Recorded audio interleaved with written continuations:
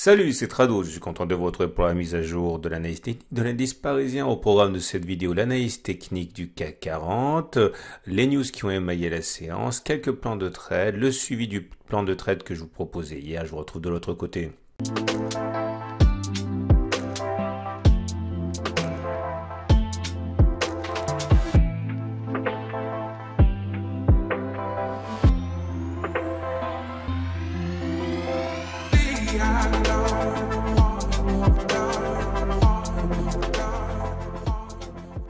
Alors tout d'abord, laissez-moi vous inviter officiellement à cette nuit du trading qui aura lieu dans 2 semaines à peine.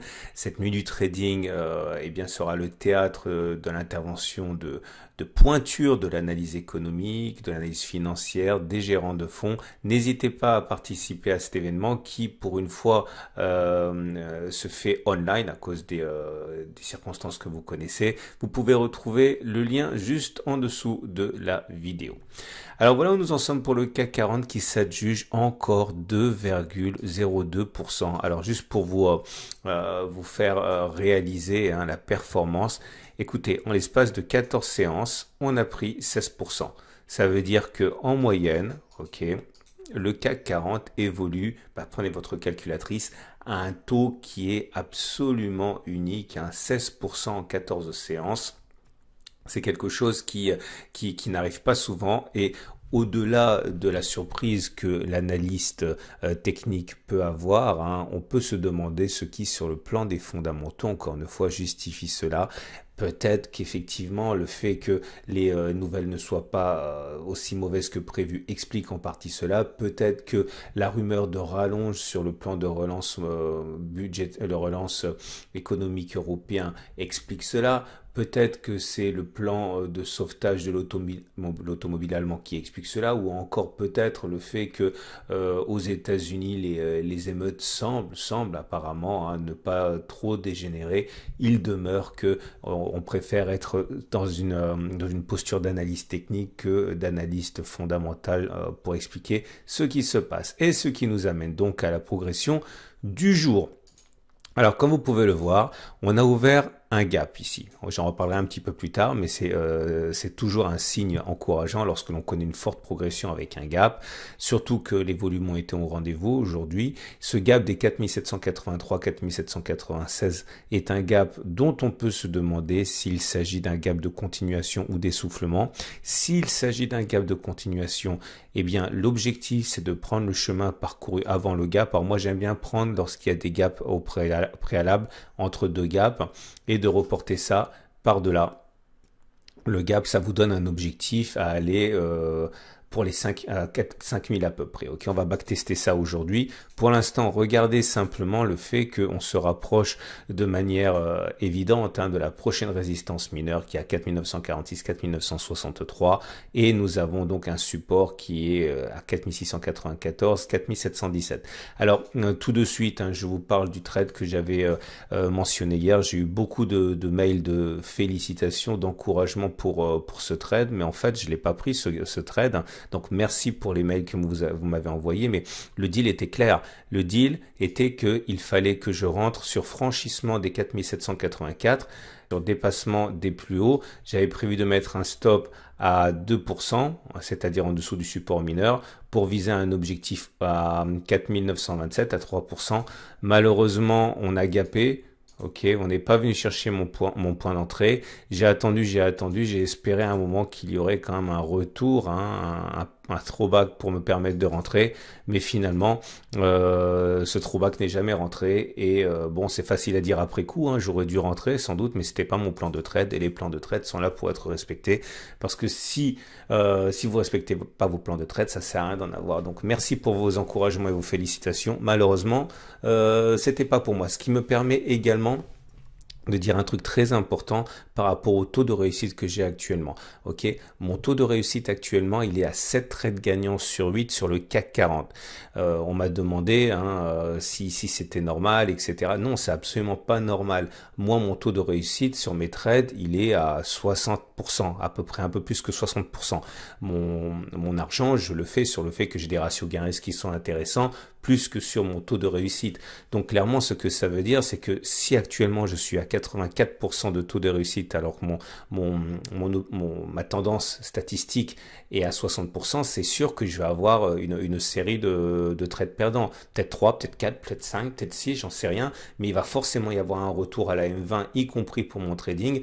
Donc le fait que j'ai autant de trades gagnants à la suite a plus tendance à m'inquiéter entre guillemets pour la suite, bien que je m'inquiète pas, tout ça c'est qu'une question de statistique, hein, mais plutôt qu'à m'enthousiasmer. Hein. Je suis pas devenu meilleur d'un coup. Normalement, ça devrait, à un moment sur une série, je devrais tourner à 40% de trades gagnants, hein, pour faire une moyenne à 60%, pour faire très très simple. Ok? Et à ce moment-là, ça ne veut pas dire que je serais devenu mauvais, ça voudra simplement dire qu'il y a un retour à la moyenne historique. Hein. Bref, je reviens à mon histoire de gap. Voilà ce que je vais backtester avec vous. Donc s'il s'agit d'un gap de continuation, l'objectif c'est de prendre le chemin avant le gap et le reporter par-delà le gap. On va backtester ça. Le test sera réputé gagnant si on atteint cet objectif. Le test sera réputé perdant si on bouche le gap avant d'avoir allié l'objectif. Ça veut dire que, je vous donne un exemple ici. Voilà, premier trade ici. C'est très compliqué à déterminer les gaps de continuation parce que sur le papier, un gap de continuation, ça veut dire qu'il y avait une tendance déjà à la hausse avant et qu'elle s'est poursuivie. Le problème, c'est que très souvent, on se demande si c'est un gap de rupture, un gap de continuation, etc. Donc là, j'ai gardé que les cas les plus évidents, mais de manière générale, lorsqu'un gap n'est pas clairement un gap de continuation, je le considère pas. Et c'est ce qui s'est passé également dans mon backtest. Hein. Donc là, vous voyez, le chemin parcouru avant n'a pas été reporté par-delà le gap, n'a pas été atteint. Donc c'est un trade perdant. Là, c'est un trade gagnant. Ici, c'est un trade perdant puisqu'on a ouvert un gap et on est venu le reboucher avant d'aller plus haut. Là, c'est un trade gagnant. Là, c'est un trade perdant parce qu'on a rebouché le gap avant de repartir de l'avant. Là, il y en a eu deux coups sur coup. Hein. Il y a eu ce trade-là avec ce gap-là qui a été réussi et ce petit gap de continuation qui a été réussi aussi. Là, c'est un gap de continuation qui s'est avéré perdant. Voilà un autre gap perdant. Voilà un autre gap de continuation perdant. Celui-là, il est perdant aussi. Celui-là, il est perdant également. Celui-là, il est gagnant. Bref, j'en ai pas fait énormément parce que j'ai eu du mal à en trouver. Ok, de toute façon, l'idée surtout est la suivante. Celui-là a été gagnant.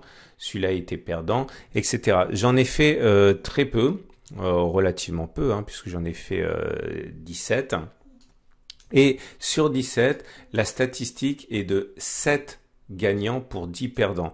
Autrement dit, 41% de taux de réussite et 59% d'échecs. Est-ce que ça veut dire qu'il faille les jeter à la poubelle ce setup?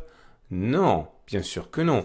Tout va dépendre de ce que vous ambitionnez comme objectif et de votre stop loss. Je vous donne un exemple. Si vous avez un ratio de 1,5 pour 1, ok, eh bien même si vous avez raison que 7 fois sur 10, enfin 7 fois sur 17, eh bien vous êtes quand même rentable. Alors ça va pas se jouer à grand chose, mais le fait que ce soit relativement peu souvent gagnant est compensé par le fait que vous avez des objectifs qui sont suffisamment ambitieux pour que ce soit rentable sur 100 occurrences. Alors là, clairement, ça veut dire, dans ce cas d'espèce, que si vous décidez de viser l'objectif qu'on a assigné, voilà, la distance parcourue entre les deux gaps reportée par-dessus, ça vous donne un objectif à 4000, enfin j'ai dit à peu près 5000. Alors effectivement, hein, vous avez que 40% de chance de gagner si vous le faites 100 fois, mais surtout il va falloir viser quelque chose qui est au moins égal à, je dis n'importe quoi là, mais 1,5, ça c'est bon,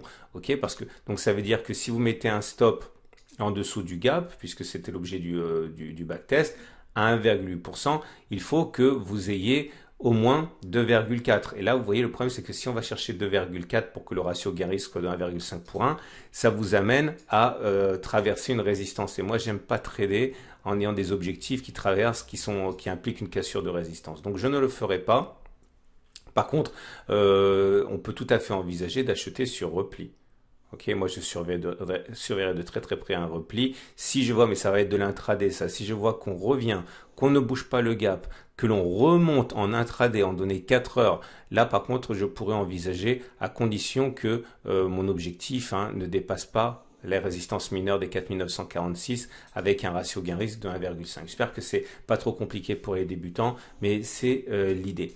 On enchaîne avec la moyenne mobile à 20 jours qui est ascendante, la moyenne mobile à 7 jours qui est ascendante, la tendance est donc haussière. Vous remarquez que on vient de clôturer une nouvelle fois au-dessus de la Bollinger supérieure.